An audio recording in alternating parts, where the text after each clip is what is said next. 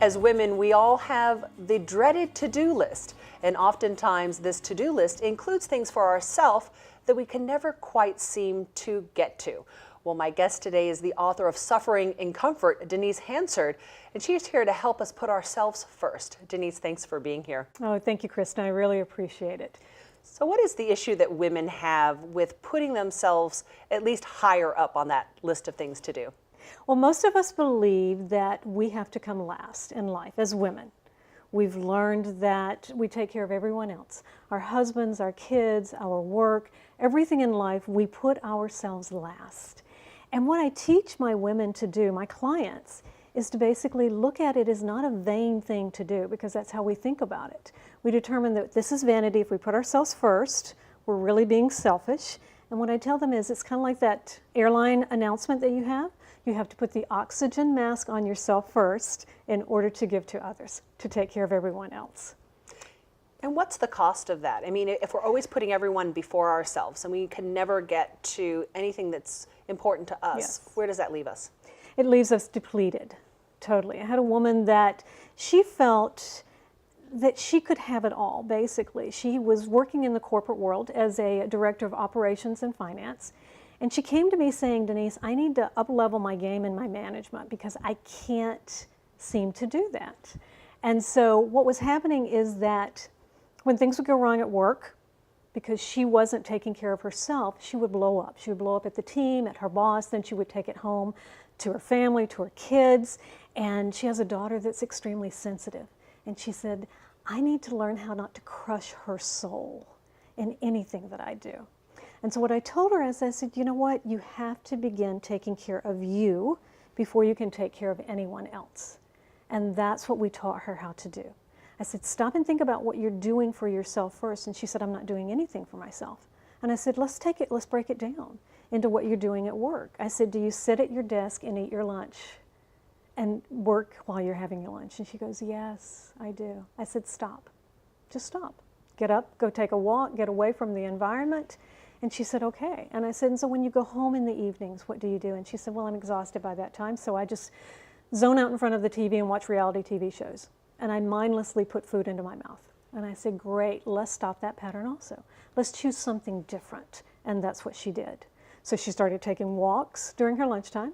She went home. She had a better relationship with her family because she said, hey, let's go for a bike ride.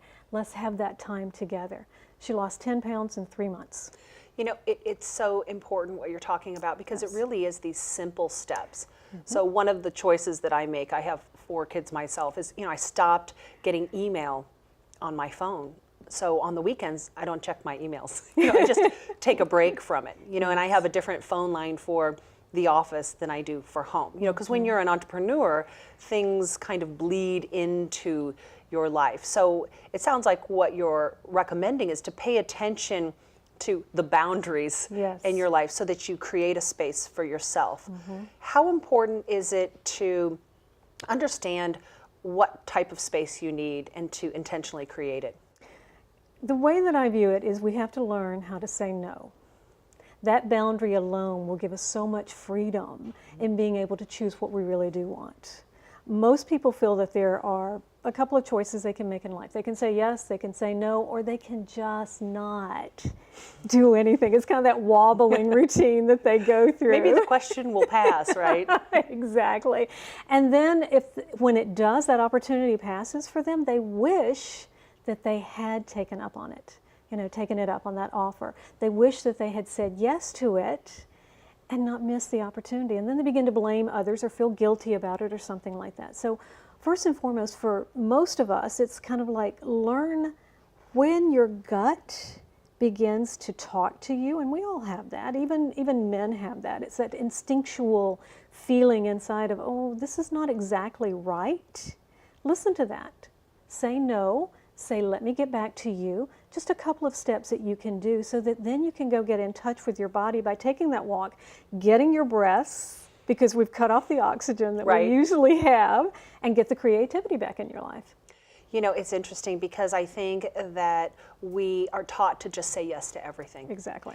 And what I've learned, and I think that it's really critical to understand, is that when you just say yes to everything, that time is such a valuable resource, and we can't be everywhere and be all things all the time. Yes. So there is a cost of yes. And the cost of yes is to ourselves, to our physical health, to our 3 a.m. wake-up calls that we always have. Right. You know, that thing in our life where we wake up, and it's typically that 3 a.m., 2 or 3 o'clock, and we feel like hitting the snooze button to our life saying, please stop, let me get off. And what it's doing is your heart alarm is going off, telling you you've got to make a change. And if you don't make a change, you can physically harm yourself in some way, in that you're not paying attention to what's going on. You've got something on the stove, you burn your hand, or you're curling iron with your ear, or you have a near miss on the traffic, you know, in a car or something along those lines, or you're short-tempered with your family, and you're not paying attention to really what's going on in your life. So physically you begin to suffer, mentally you suffer, and your heart is just hurting. I think that what you're talking about really resonates, because we all know intuitively how we want to show up in our lives, but we oftentimes maybe don't give ourselves permission to show up that way, or we feel like we'll show up that way tomorrow, and then tomorrow leads into a week, leads into a month, and then you get into this pattern of regret. Yes, I call that the Scarlett O'Hara, because that's exactly what Scarlett did. She said, I'll think about it tomorrow, which is what most of us as women have learned to do. We put all of our needs on the back burner until we're so depleted, we get sick, we're missing work, we don't get that promotion at work, and we wonder why. And that's when we really have to pay attention to the fact, it's like my book, Suffering and Comfort. As long as you decide to stay in the comfort zone of your pain, you're never going to grow. And most of us don't grow because we're so afraid of the unknown, which is the fear that we have going on in our life. We're comfortably uncomfortable. Exactly, exactly. And it's when that heart alarm continues to go off and get louder and louder and louder and louder and louder that we finally decide to do something about it. Yeah, it's almost like there isn't an option. It gets to a point where it's so painful to keep doing what you're doing that you absolutely must do something else. Exactly, exactly. And I have so many women who come to me in some type of transition, some almost to the point of crisis. I don't like for them to get there. I'd like for them to come a little earlier, and yet at the same time, we can work with that. Whether it's a transition of having lost a job and they're trying to find that next one, whether it's a transition of having lost a loved one and they're trying to get past all of that. It really doesn't matter what that transition is, or just waking up and all of a sudden they're excited about starting a new business. That's a huge transition and change in their life. And it takes baby steps, as I like to say, to be able to get you to that point. Most of us want to know exactly how we are going to get someplace, and yet that's just a goal. It's not a dream that you have. You're not stretching yourself, because all we need is that first step to take us in one direction, and we may go somewhere that we never knew we were going to go. Which I think often is what happens. Yes. Often we go somewhere totally different, through a totally and completely different route, and we arrive at a place that we didn't even know was on the map. Exactly. And it's a beautiful place. That's Right. the thing. It's so unknown to us, and we look back on it and go, wow, I didn't think that would happen. And it did, and it was great. That's how I ended up here. I love it. I think that we have gifts and skills and talents that we cultivate within ourselves. And then we start having a family or working for other people, or we're married, and we begin to take on their dreams, their goals, their ideas, and maybe edit ourselves just a little bit to make room for everyone else. And before we know it, we can be lost in terms of who we are and how we show up for ourselves. You had some really interesting statistics we were talking about women who are exhausted. Will you share those with us? Yes. Most women, ages 18 to 44, and I think it really goes higher than that, are exhausted majority of the time of their life. And we become so accustomed to that. It's almost like we hit a level of exhaustion and we deal with that, so that the next time, this is our baseline, and we go a little higher and we deal with that, then that becomes our baseline, and we keep going up to where it never stops until we determine and make a choice to stop it ourselves. And one of the tools that I give women to do is to say, if your gut is telling you one thing and you're thinking, let me go zone out, I'm tired, I'm exhausted, I can't do anything, let me sit in front of the computer, let me just get on Facebook for a little bit, or let me zone out in front of the TV. Stop, breathe, do the opposite. Put on some music, dance, go for a walk. Get everything, get your body moving, get it energized so that you are basically saying yes to yourself and no to other things. No to things that have been a pattern in your life that you've been conditioned to ignore the uncomfortable feeling.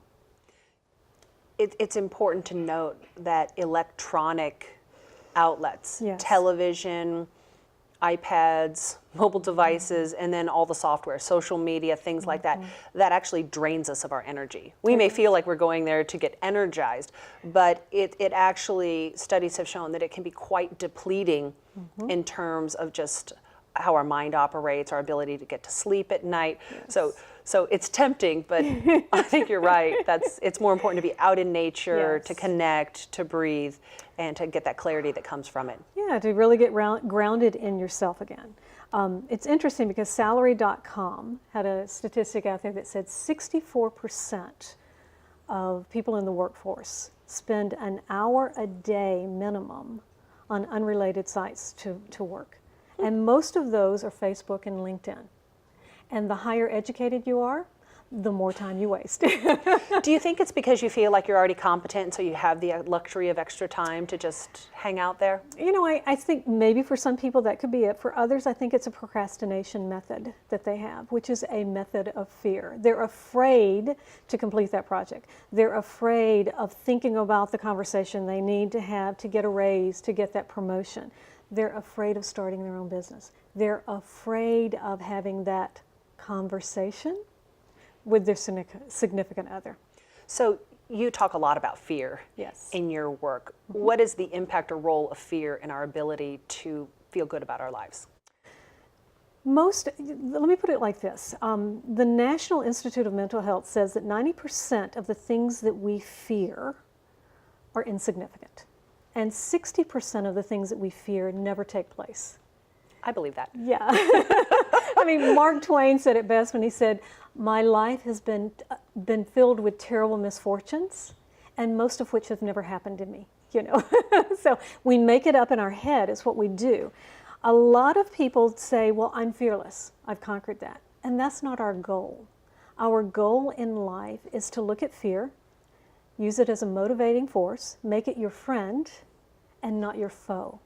When you make it your friend, you're able to move into a different realm of life, choosing what you want in life, just like we said with the no's, learning how to say no, learning how to put yourself first. And most people keep stuck in the fear-bound methodology, I guess you could say, because they don't know how to get out of that circle of fear that they've surrounded themselves with. You have a tool that you use with people to help them understand fear. Do you want to share that? I would love to, yes. So it's Tame Your Fear Through ROAR, R-O-A-R. So your first step is to first recognize that the fear that you have in your life is only at that moment. You can't keep it forever. It's just too much of it's an intensity, that adrenaline rush. And you may feel like your throat is constricted, or you may feel that knot in your stomach, or you have the wake-up calls. That's where you are with it, and you want to make it your true story in your life, whereas what we want to be able to do is just to say, it's just a story. That's all there is to it. I had a woman that I was working with. She was a VP of a company, and she chose to leave the company because they were going in a direction she didn't want to go. She chose to leave the 6 figures. She chose to leave, you've been there, right? Yes. She chose to leave all of that, thinking she could find that next position without any problems. A year went by, and nothing had happened. And she started settling into her fear, her story of embarrassment, of being a loser, being a failure, because she couldn't remember what it felt like to be doing what she loved and making that type of money. And as we came together and started working together, I helped her to recognize that that was just her story, but she was choosing to hang on to it. I helped her to release that, to where she could find the positiveness. She remembered making those 6 figures. And all of a sudden, she started getting offers from companies, 3 different companies. She had a choice to make. She made the choice. She chose the dream job and the dream company and is loving life now. And she's like, Denise, I'm ready to go again because I'm ready to go further this time. It's amazing to me how we can forget successful times in our lives. Sometimes it's natural. You know, we go through an ebb and a flow. We'll go through a point where we're high performance and then we're more introspective. And we just have this memory lapse about what we look like when we're successful or how we feel inside. And so I think what you're saying is it's important to bring that feeling forward so we can magnetize that opportunity again. It is, and that's kind of the next step. It's being able to open up to those feelings and the behavior tied to it that you want to be able to have. Because what happens is, just like you said, we go to that negative place. We cannot remember the success stories. And I work with women, I give them a journal, number one, in their gift bag when they work with me privately. And I say, this is yours. This is where you want to write down all the feelings, the behaviors that you had, the tools that I give you. And key to it is remembering each and every day a success that we had.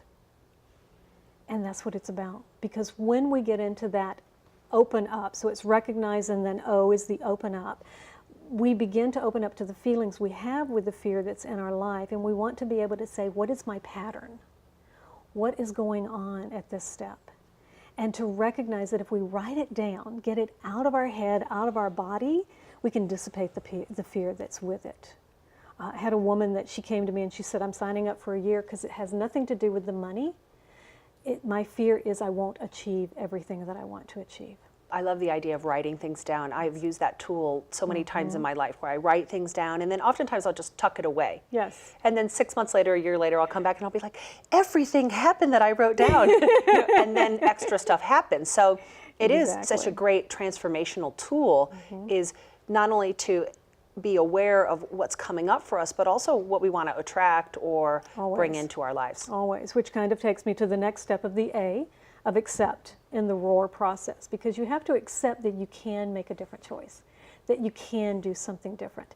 And just exactly what you said, Kristen, on writing things down. It's about not staying debilitating in the past of what has happened, but looking at what you can have and accepting that you can change your behaviors, do your success stories, vision out for your life. I tell my clients, I say each and every day, set an intention for the day, and it can't be, oh, you know, because that's the way the day is going to go. It needs to be one of gratitude. And I said, and then envision for your life. Where do you want to be? Don't think about how can I get there. Just say, where do I want to be? What do I love?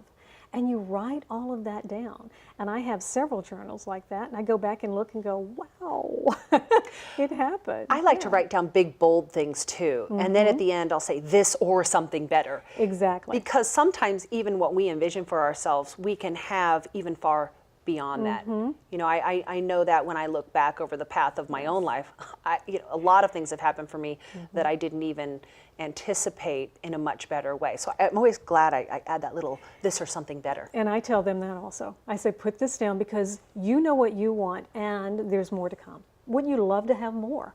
Yes, and that's what they do. And they begin to accept that they can have more and make those different choices, as we said, in their fear. And some of my women are like, okay, well, that's hard, Denise, because you're asking me to do something different. And I'm going, yes.